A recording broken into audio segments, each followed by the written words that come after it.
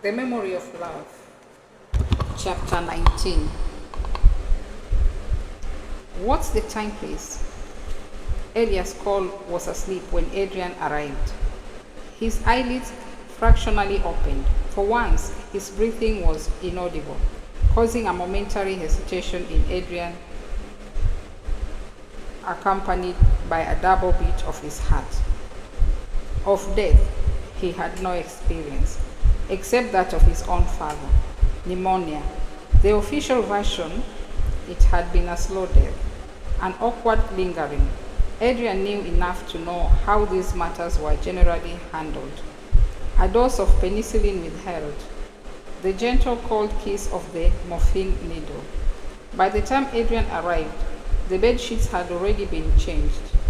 All the time his father was in the home, Adrian chided himself for not visiting more often. Not for his father, who barely recognized him, or for his mother, who believed or maintained that Adrian's job was extremely demanding, but for himself. He knew he'd regret it. He chided himself. He'd done it anyway.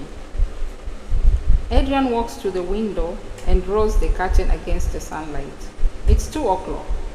He helped the old man to a glass of water, from where the sound of the expatriate medical staff singing "Happy Birthday" to a German colleague, minutes before Adrian had stood with them in the staff room, slipping vinegar, dusty wine. He'd slipped away before the cutting of the cake. Adrian sits, the other man's eye upon him. You told me people often wondered what Julius saw in you.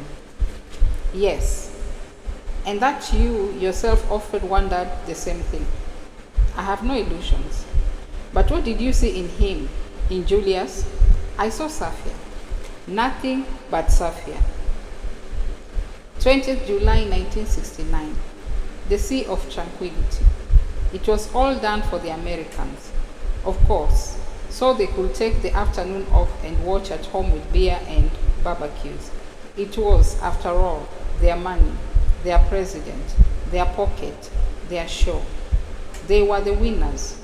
The rest of the world could but watch. The American embassy on my way to the Ocean Club was alive with light and noise. Dignitaries arriving by the score. The Soviet embassy, by contrast, was closed and dark, a house of mourning. Winner takes all. The Soviets had even lost the loyalty of an insignificant state such as ours. Our Prime Minister, or was that the year he made himself president? Our president was at that moment rubbing shoulders with the Americans, basking in their glory, despite years of Soviet munificence. The taxi I was traveling in came to a halt behind a long line of traffic. I took my chances and climbed down. Moments later, it started to rain. But by then, somebody had already claimed the empty taxi. No choice but to keep walking. I'd forgotten my umbrella. As luck would have it, I passed a bar I knew and decided to stop for a drink to escape the rain. The bartender had the radio turned to the World Service with all the preamble, the discussions and interviews, the expert opinion that would fill the hours up until the attempt. Who carried? Not I. I finished my first drink. I thought of Safia and felt the familiar jolt of yearning. My second whiskey was followed by a third. They watered down the spirits in this place. I'd be hard-pressed to get drunk. So I said and drank. I drank to avoid the rain. I drank to avoid too early an arrival. I drank to keep my new shirt from getting wet. Most of all, I drank to postpone painfully, exquisitely, the moment that I would be in Safia's company again. All talk in the bar was of the evening's event, the same all over town, no escaping it. The mood of confidence was unshakable. Do you believe me when I say that? Men had died, it's true, but America was the superpower.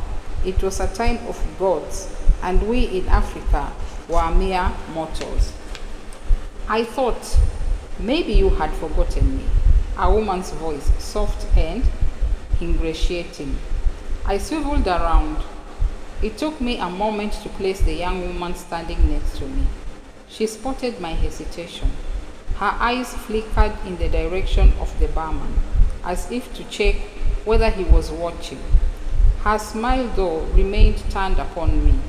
It was the girl from the bar, the one with whom I had spent the night, the day of my first visit, alone with Safia. I had taken her home with me. I'd given her no thought from the moment I put her in a taxi and gave her a sum of money that amounted to somewhat more than the fare.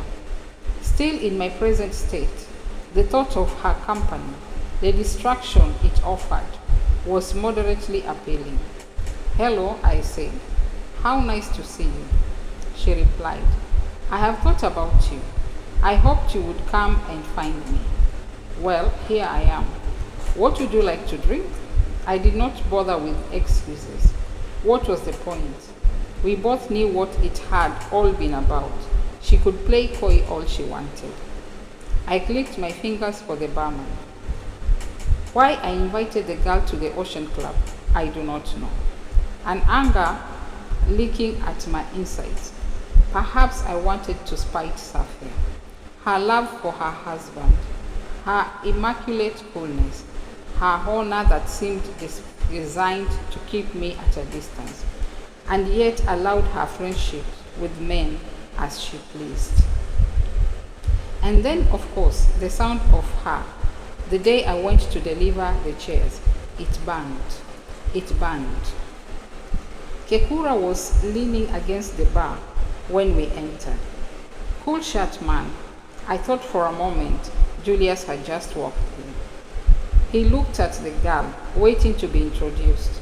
I had forgotten her name, if I had ever known it. "Hello, my name is Kekura. Kekura Conte." He extended his hand to her. "Hello," she replied shyly. She did not prefer her name, so neither of us were any the wiser. Kekura slipped off his stool and the girl sat down. "Are the others here?" I asked. "Only Ade. I won't be staying too long myself. I need to get up to the house and make sure everything is working." I remembered Kekura had been charged with providing the audiovisual entertainment because of his job with the state broadcasting station. I nodded. My head throbbed slightly. I was just considering what might fix it better. Another whiskey or a glass of water, when I saw Julius and Safia. The Ocean Club. Let me sketch it for you. A semicircular bar, a dance floor, vast and open to the sky. Sometimes they played live music there. Tables scattered all round. The sea was only a few yards away.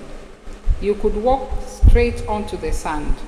The inside of the club was reached by a stairway of carved steps, which led almost directly onto the dance floor. So whoever had just arrived drew the eye of everyone in the room. Safia was wearing a blue gown, the same dress as the day I first laid eyes upon her. I watched them descend. Julius one pace ahead, exactly as he'd been the day of the faculty wives' dinner, when he was minded to skip the receiving line, and she had drawn him back with a touch of her fingertips. Kekura too stopped talking and watched. I had the impression everyone in the room was engaged in the same act. Suddenly, Safia was standing next to me, greeting me, laying her hand upon my arm. No woman I knew had the power to alter my mood by such simple gestures. Where previously I had felt irritable, I was now elated. "Aren't you excited, Elias?" she said. I could smell her scent on the warm air just for a moment. "Of course," I replied, taking the opportunity to look at her, aware of her hand still resting on my bare arm, the touch of her fingers. It's an historic moment. I wonder what the significance of this will be, Kekura said. In 10 years' time, when we look back. I do too, I said. Safia removed her head. I was aware of her turning away to see who else was there. Well, I pray it puts an end to this race between Russia and America. Perhaps the Americans will stop what they are doing in Vietnam. I doubt that, I said. I had no desire to be forced by Kekura into our discussion. My brain was slowly liquefying. Safia rejoined us. Everyone else is wondering whether they'll find men on the moon. There are not, Kekura replied flatly. Otherwise, we would surely see them waving at us. Safia laughed. No, but who is to say there aren't other life forms, microorganisms, plant life? She was a scientist, of course. Julius joined us then, back from working the tables. Kekura called the barman and ordered more drinks. The conversation broke and reformed around Julius, who raised his glass and proposed a toast. My friends, after today, nothing will ever be the same again. And we all drank, not knowing how true his words would be for all of us. I'd forgotten the girl, who was still sitting on the stool. We had all shifted slightly to accommodate the arrival of first Safia and then Julius, gradually forming a circle from which the girl was now excluded. She stood up and came over to stand next to me. I gave no response. The way I acted, she must have been a stranger. I was aware of Safia and Julius watching me. I wondered what on earth had possessed me to bring the girl. Perhaps if she'd stayed where she was, I could have quietly dispatched her before the party. But now, in the wake of this act of presumption, I had no choice but to bow to the inevitable. This is Adeline, a friend. Adeline was another girl I had once known, a girl of similar character. In the moment, I seized her name out of the air. Safia nodded. Julius, his eyebrows fractionally raised, said, "Hello, Adeline." "My name is Yamba," the girl said loudly, as though broadcasting a public statement. She emphasized the two syllables of her name, Yamba, and I am very pleased to make the acquaintance of you people. People. I realized I had barely ever listened to her. She was not from the city, as I had assumed, but from the provinces. Safia and Julius stared at her politely, faintly nonplussed, as did Kekura, nobody quite knowing how to follow her statement. It was Safia who broke the spell of the moment. "Well, very nice to meet you. Are you at the university?" "What university is that?" I butted in. "Maybe we should think about going. The traffic is bad, you know." "We've got plenty of time," said Julius. "Actually, I'm glad you reminded me. I should be going. Is there somebody at the house to let me in?" Kekura mercifully helped bring the conversation round to another tack, and in a few moments we had moved on to other things. Julius, as I have told you before, attracted people, and soon others in the bar migrated towards our group. A woman I recognized from the campus. I didn't know anything about her, except that she was a black American. She was with a mulatto fellow, a writer who also ran a dance troupe, with some success also, I had been told. Safia asked him whether he felt inspired by the night's events. All over the city, people were gathering together in homes, in compounds, in bars, to listen to news of Apollo 11's progress on the radio. We were still at the Ocean Club when the announcement came that the lunar module would soon make the attempt to land. The proprietor ordered the music turned down. The room fell silent. Nothing except the hiss of static and the sound of the waves. I could see the water, faintly phosphorescent, advancing and retreating so to the call of the very moon upon whose surface mankind would shortly arrive. The announcement came, followed by a short black space, and then the voice of the astronaut. "Houston, Tranquility Base here. The Eagle has landed." Everyone in the room began to applaud, and to congratulate each other. Even the proprietor, a miserly fellow by nature, was moved to order drinks on the house. The bartender sprang from stillness into life.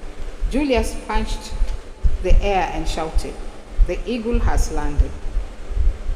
The girl Yamba, gazing at him from atop a bar stool, asked, "What eagle?" "The name of the lunar module," I explained. When she looked at me as though I had spoken in Dutch, I added, "The spaceship." "What spaceship are you talking about?" I explained the mission to the moon, which had evidently completely passed her alone in the world. She continued to regard me in disbelief. Some part of our conversation caught Julius's attention, and he turned to listen, as did others. At the end of my account, she pointed to the night sky. "This small moon here." "Of course, that moon." She drew in her chin, put her hands to her hips and her head to one side, assessing me for the possibility I was making a fool of her. "Well, tell me one thing," she said. "Of course, what kind of person would want to do a thing like that?" At that, Julius shouted with laughter and slapped his thigh, slopping his drink around in his glass. "Excellent. I should let you talk to some of my pupils. First principles. Why? To humiliate the Soviets," said Kekura. "This is the new scramble for Africa, the scramble for space. 100 years ago, it was us they were fighting over, our land, our wealth, our souls." "Yes, indeed, it was," Ade, who had joined us in the last 10 minutes, "and to stop the newspapers talking away about Vietnam, Vietnam. It's hard to disagree." The writer dancer spoke next. "But if it were me, I know why I would do it." "Why?" asked Safia. "To fly." Safia said, "I like that." "To fly," repeated Julius. "To test the limits of our endeavor, of our courage." He was serious. "Otherwise, what point is there in being alive? Did I mention to you how young we were then? How very young." A piece of street theater was going on outside. The dancer called for Julius to stop the car, and we all descended. He went on to achieve some degree of fame as a choreographer, as I recall, until he fell out of authorities, I believe. He died abroad, but that is by the by. Outside a store, two men dressed in improvised spacesuits moved about the interior of a makeshift module. Behind them was a television screen, too small to be viewed by the crowd. So the performers were mimicking the astronauts, replicating for the audience what was taking place on Apollo 11.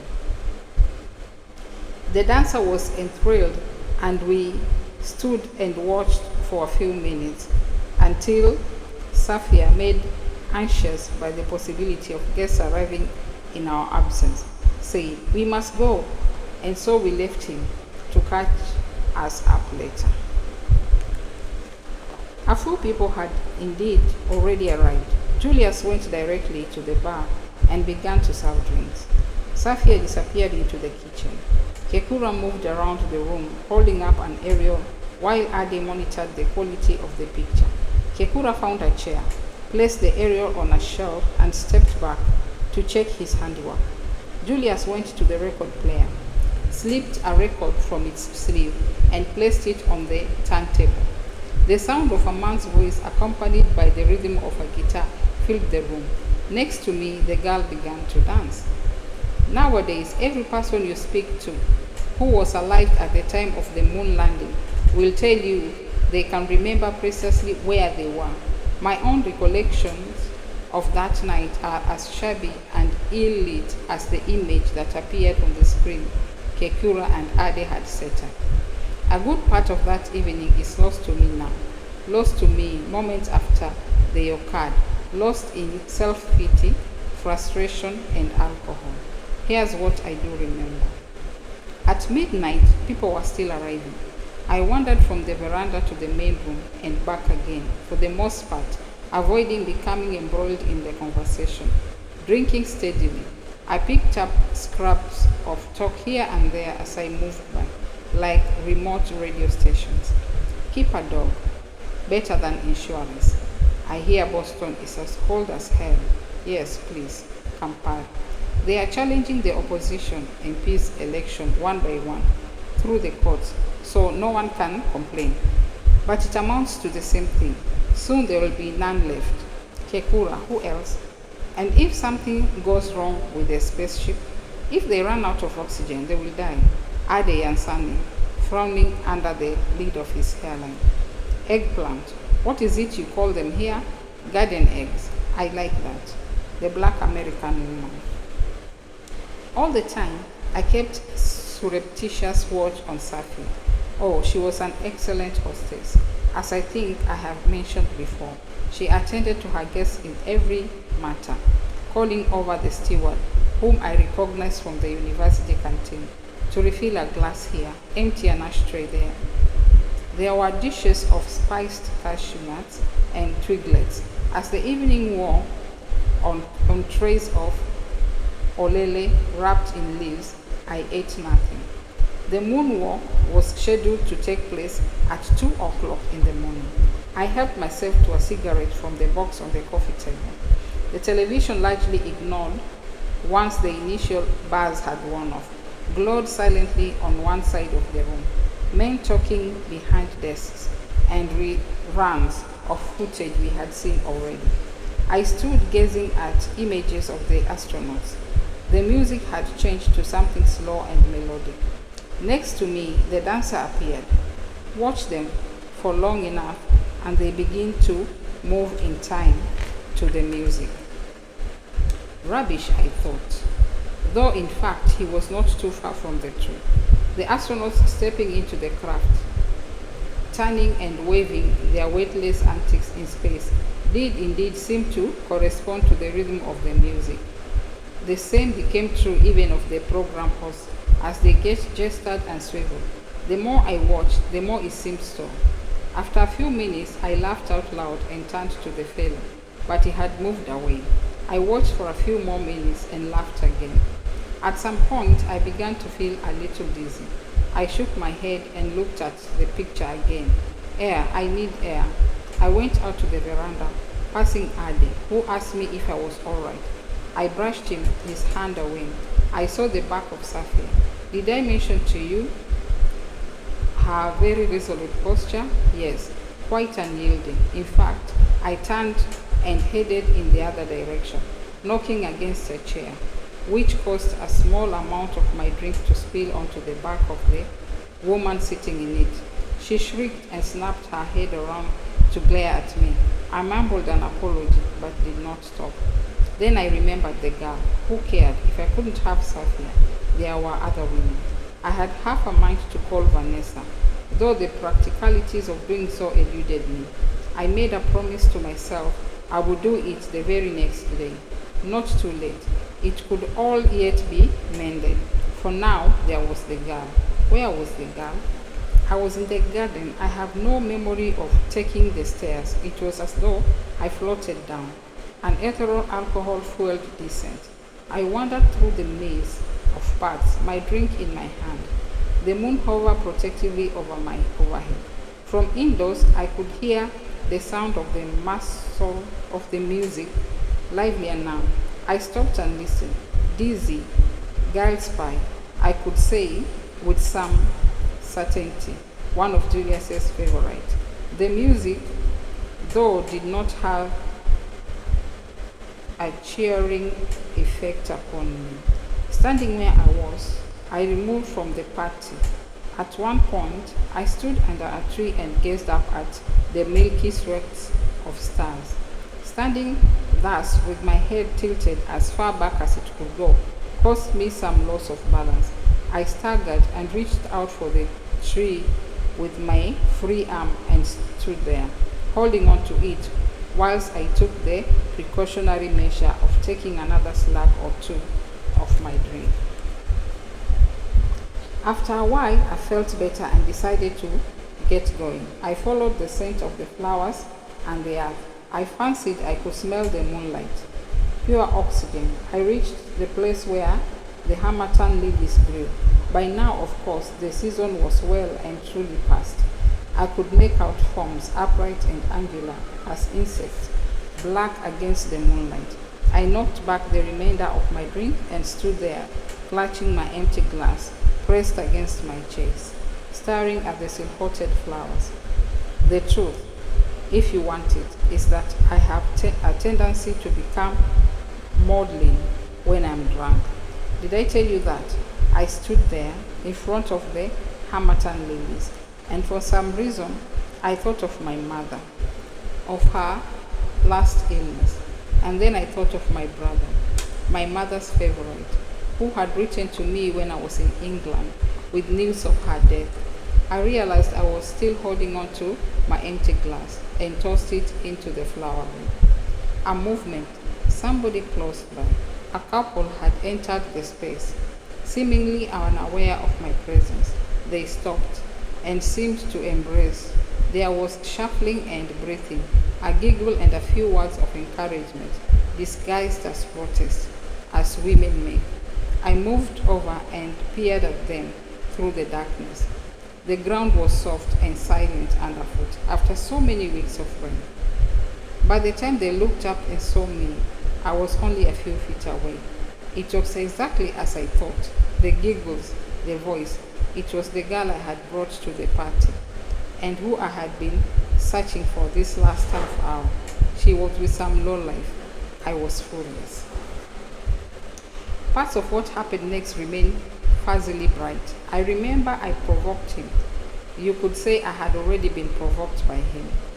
For what kind of man is supposed to stand by and tolerate another man's hand upon his girlfriend? Somehow, anyway, the whole thing escalated. I remember lunging forward and grabbing the girl's arm when she failed to move away from him, as I ordered her to do. Her insolence heightened my sense of outrage. Some words were exchanged. I picked up a stick and threatened to beat him. The girl must have taken fright and ran into the house, because the next I remember is that Julius was there and the other chap began to make excuses, claiming to have no idea what had got into me. The girl stood by, emitting weeping noises, entirely unnecessary. The sound of her and the sight of Julius only served to goad me further. I swore at them all. I raised the arm with the stick in it, not to brandish it as such, but to fling it over their heads. Julius tried to placate me, arms outstretched. I can't remember whether any kind of tussle followed. I believe not. At this point, I lost my footing and fell over backwards. All at once, indignation turned to solicitation. I was pulled onto my feet by Julius and dusted down. More than anything else, he seemed to find it funny. He repeated my name over and over. Elias, Elias, Elias. But I was in no mood to be appeased or to be the butt of his humor. Inside, I felt the pressure of my growing rage. I wanted to lower my head and charge at him, to throw my weight upon him, and to punch and kick. Instead, I knocked away his hand and stumbled towards the house, crashing through flower beds and shrubs. More than once, I knocked into a tree. I remember vaguely passing through the living room. The stabbing lights, the chaotic chatter, the volume of the television was up, and people were gathering around it. I passed behind them towards the front door and pushed it open. Everybody, the world over, knows where they were the night the first man walked on the moon. I have always said I was at a party at Julius's and Sophia's house. In time, I created a version of the truth for myself, which even included my memory of that rainy gray film, Armstrong's first sentence, complete with internal hesitation. One small step, pause, one giant leap. The truth is, I have no real idea how or at what time I reached home. I passed many bars. I may even have had a drink in one or more of them. It is possible that I watched, or more likely listened to the moonwalk. I may have seen the two actors in front of the store, dressed in their tinfoil suits, combined sound and image in my own mind to create an exact memory. All I know is that somehow I reached home alone. I lay in bed sweating, the ceiling spinning above me. Once I crawled out and vomited into the toilet, I went back to bed and curled up in the fetal position. At some point, I slept. I had fallen asleep without drawing the curtains and thought the window I could see the sky dense with purplish cloud that weighed low over the rooftop. Something, I knew not what, had awoken me abruptly. I lay back on the pillow, free floating in a moment of perfect blankness, of temporary disorientation. My brain doubtless slowed by the amounts of whiskey I had consumed. So, for a moment, lying there, I experienced only a sense of serenity. I could not remember what day it was. It felt like a Sunday. All too soon, I became aware that my mouth was so dry, it was glued shut. When I opened it, my breath, even to myself, smelled foul. I became aware too that I was lying on top of my bed, still dressed in my clothes. An odor of vomit hung in the air. The first memory of the night before hit me with a hot jolt, and as I continued to lie there, dislocated memories came creeping back, cloaked in shame. I rose to use the bathroom. My shoulder throbbed faintly. I remembered my crushing progress through the garden, the immovable solidness of a tree trunk. There were a few scratches here and there. Otherwise, I was unhurt. The mirror displayed no further evidence. I looked the same as any other day, with the exception of an ashy cast to my skin and a smear of dark under my eyes. I would shake off the hangover soon enough with some food and coffee, and in that way I might delay the effort and emotion involved in thinking about what I had done. I splashed water on my face, rinsed out my mouth, and spat into the basin. Then I went to set some water on the stove to fill a bath. I was returning from the bathroom with the emptied pan of water when I noticed a woman standing on the opposite side of the street.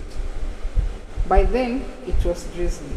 The rain came in thin, vicious loops that seemed to hang from the sky. The woman had an umbrella up and gave the impression of a person waiting for something. It was her stillness, I suppose. She looked neither right nor left, but gripped the stem of the umbrella with both hands. I refilled the pan under the tap, listening to the hiss of the cold water hitting the scalding metal. As I was about to carry the pan back to the bathroom, the woman raised her head. I caught a glimpse of her profile, the tilt of her chin and nose. It was enough to stop me in my tracks. I put the pan in the sink, opened the window and looked out. What on earth could she be doing here? My first reaction was alarm.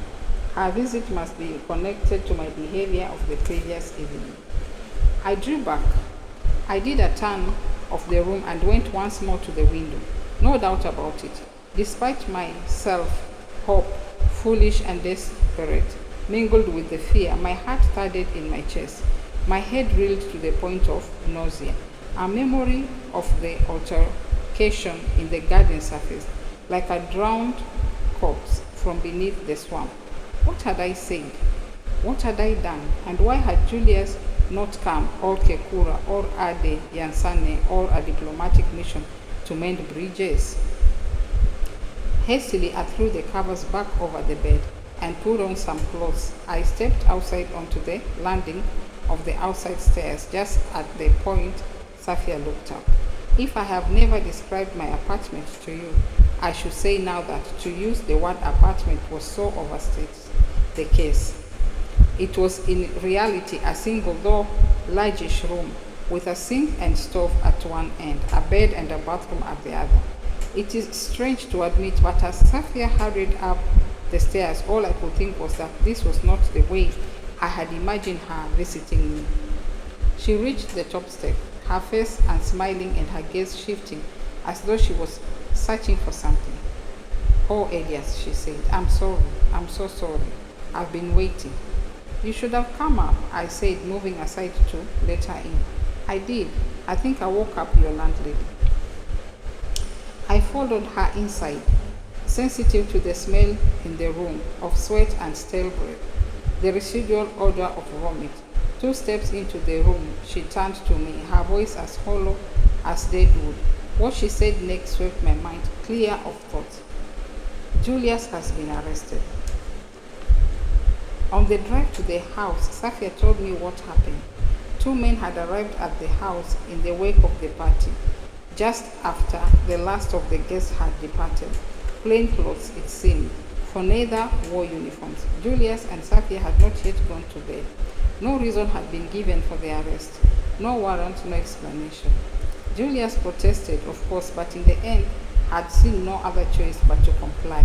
Safia had tried to telephone Ade and Kekura, but failing to reach either, she had come to me. I'd flattered myself thinking I was the first place she had turned. I watched her while she tried the telephone again, listening to the faint, maddening ringing. Nobody answered. She stood with her hands covering her face, shaking her head. I'm sure it's a mistake, I said. What else could it be? I suppose I had imagined we would simply wait it out. God knows I had no experience of these things, but I was, and by nature inclined to caution. There seemed no point in getting worked up by what could yet turn out to be a false alarm. We might even be sitting down together in a few hours laughing about it. I genuinely believed it. What I wanted to do was to stay with Safia here in this house. I could offer her comfort. I could offer her strength. I could be her protector. We would wait it out, and when it was over, well, I didn't think that far ahead, only of the possibility of the hours between. Safia picked up her car keys and proposed we drive to Ade and Kekura's home. No sign of Ade. A neighbor told us he had been taken away in the early morning. Ade had been one of the last to leave the party. They'd been waiting for him when he arrived home. From Ade's place, we hastened to Kekura.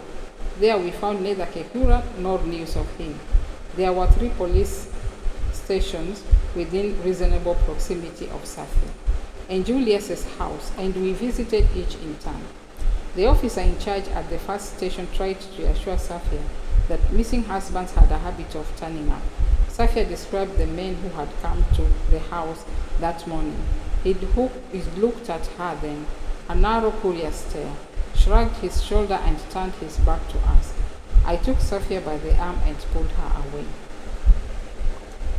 We drove through silent streets. Back at the house, Safia continued to make calls. We discovered nothing new, nothing on the radio either, just the usual roundup of births, deaths, and marriages. All news was of the successful moon landing. Safia told me her aunt was away. I went into the kitchen and found some food left over from the night before. There was a new throbbing in my temple, and I drank several glasses of water. I carried some cold olele and plantain back into the sitting room. There was still then, at least in me, the certainty that this was not as serious as it appeared, that Julius would yet stride through the door any minute and turn the whole thing into a huge laugh, a story to tell against himself. I even astonishingly entertained quite seriously for several minutes the notion of kidnap, and then the idea that this was a practical joke on the part of Kekura and Ade. No doubt it was the bizarre nature of the previous evening, the moon landing, my own fall from grace, the residual alcohol in my bloodstream. Anything had begun to seem possible. 1 o'clock, Julius was not back. 2 o'clock, Julius was not back. 4:30, Julius was not back. 5 o'clock, 6:45, 8 o'clock. The hours dragged by. At other times, sped bumpily past. At the sound of the telephone bell, Safia jumped up and snatched the receiver, only to slam in disappointment when it was not Julius. Darkness came, encroaching upon hope. Somewhere, a child was being beaten. The cries seemed to go on for minutes. Between Safia and me, silence. Then Safia rose, and she did so uttered a long sigh, of which she seemed entirely unaware. When it was over, her physicality was altered. Her shoulders sagged as though she was literally deflated. She moved around the room, turning on the lights. I said, "Is there anything at all Julius might have been arrested for?" "Of course not." We rehearsed the events of the morning, the possibilities of which there were few. At the end of it, she repeated what she had said at the start. None of it made any sense. I poured us drinks. Safia protested she didn't want anything. I persuaded her it would help. She had not touched food all day. After a single sip, she set the glass back upon the table. As for me, the action of the alcohol, the hair of the dog, had an immediate and soothing effect upon my nervous system. "We don't even know where he is," she said. "I should have followed them. I didn't think it was all so confusing." "How could you have known?" "No," she said. "I couldn't have known. You don't know until it happens. And something like this has never happened before." At 11, I went home, promising to be back in the morning. An offer to stay had been declined. My route home took me through several checkpoints. Like so many others, I'd ceased to see them other than a momentary inconvenience. That is, unless your luck went against you or you handled an exchange badly. Bullish behavior provoked the soldiers. I wondered if something of the sort had unfolded between Julius and the men who came to the house that morning. That what began as some sort of mistake had escalated into something more, for no good reason. I nodded at the soldier, manning the roadblock. He loosed the rope in his hand and eased the barrier upwards.